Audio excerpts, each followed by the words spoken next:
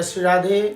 हरिद्वार निकुंज धाम स्वयंभू श्री चरण पीठ से आप सबका हार्दिक अभिनंदन करता हूँ।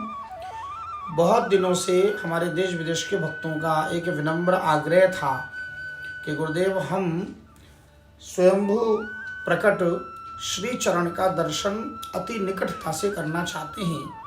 प्रायः जब भी दर्शन हुआ वो या तो श्रृंगार के साथ हुआ, क्योंकि एक बार चंदन लगाने के बाद और माला अर्पण करने के बाद फिर वो चरण ढक जाते हैं, तो केवल सामने का छोटा सा भाग दर्शन होता है। तो आज उन सब का आग्रह था कि एक बार, जैसा कि सब जानते ही हैं, मैं कई बार पूर्व में कह चुका हूँ कि ये स्वयंभू चरण, इसमें बिल्कुल जीवंत मनुष्य की तरह, जिस प्रकार एक मनुष्य के शरीर में एक एक नसों का दर्शन होता है, एक एक हाथ की और चरण की रेखाओं का दर्शन होता है, बिल्कुल उसी प्रकार साक्षात इस दिव्य चरण में उन्हीं शुभ चिन्हों का परिलक्षण होता है। तो आज मैंने सोचा कि ठाकुर जी का दिव्य अभिषेक हुआ है और अभी श्रृंगार नहीं किया, चंदन भी नहीं लगाया, और अभी इत्र सेवा हो रही थी, तो मैंने अभी ये रूई में इत्र लगाया। तो मैं इत्र लगाते हुए भगवान के एक एक चरण के दिव्य भागों का दर्शन मैं आपको करा सकता हूँ। उसके बाद फिर माल्यार्पण होगा, फिर चंदन अर्पण होगा, तो फिर दर्शन नहीं होगा।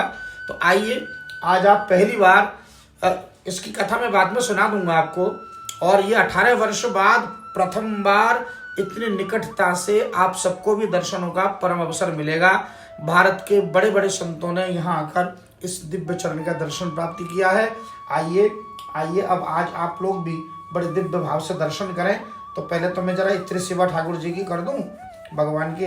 आइए, इत्र सेवा करते हुए पहले तो आप भगवान के दिव्य संपूर्ण चरण को देखिए। जैसे एक जीवंत मनुष्य का जितना एक 11 वर्ष बालक के चरण का जो आकार होता है, जो साइज है, आप देख सकते हैं एड़ी से लेके पंजे तक। यदि कैमरे में संभव हो तो ये एड़ी में आप एक टेपर भी दिख रहे होंगे, जैसे कुछ चल के आते हैं ना, तो जैसे दबता हो, तो यहाँ पर दबने का एक निशान दिख रहा होगा, हल्का सा, यहाँ हल्का सा गड्ढा भी बना हुआ है, जैसे मान लो भगवान चल के यहाँ आ रहे हैं उस रूप में। और ये पंजा है, ये एड़ी है।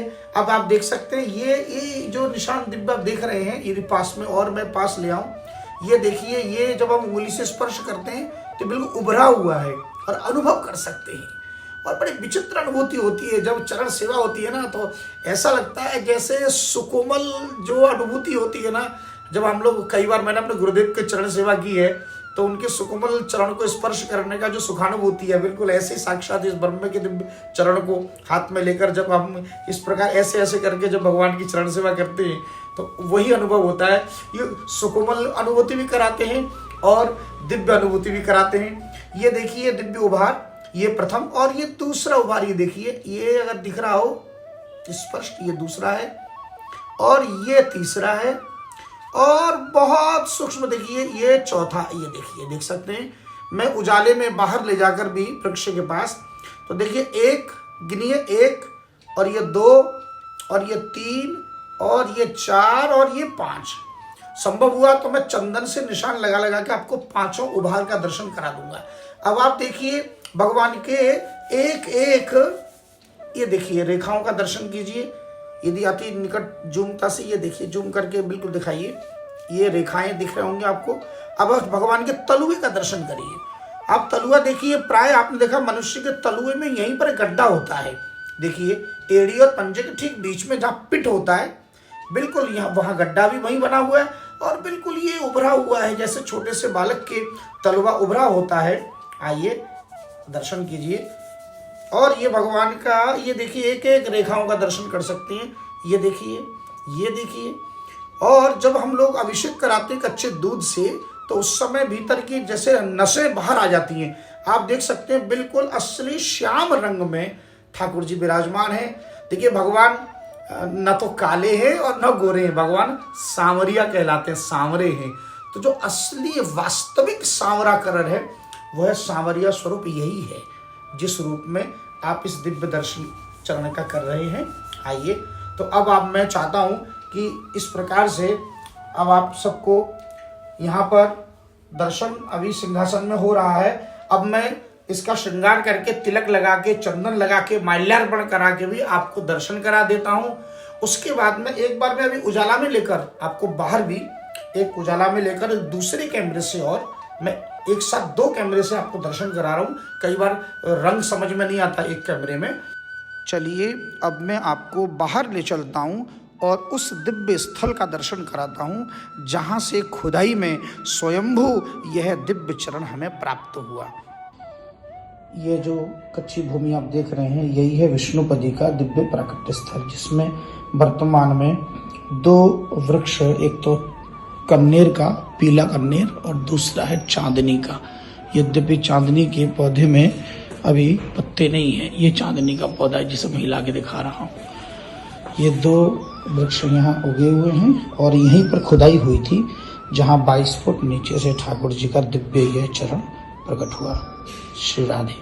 तो आप देख सकते हैं, और यहीं पर इसी गद्दी में बैठकर नाम उपचार प्रातः सवेरे 9 बजे से लेकर 11 बजे तक जो 540 महामंत्र लिखकर मुझे भेजते हैं, मैं इसी चरण के दिव्य सन्निधि में बैठकर वो नाम आपको बताता हूँ। उसके बाद आप जपते हैं और आप ही स्वस्थ होते हैं। मेरी कोई भूमिका नहीं है, मैं तो केवल इन पर अर्पण कर देता हूँ और इनसे प्रार्थना करता हूँ कि हे ठाकुर, जो नाम की कृपा मुझ पर बरस रही, वही नाम की कृपा संपूर्ण भारतवर्ष और विश्व के सभी लोगों तक पहुँचे।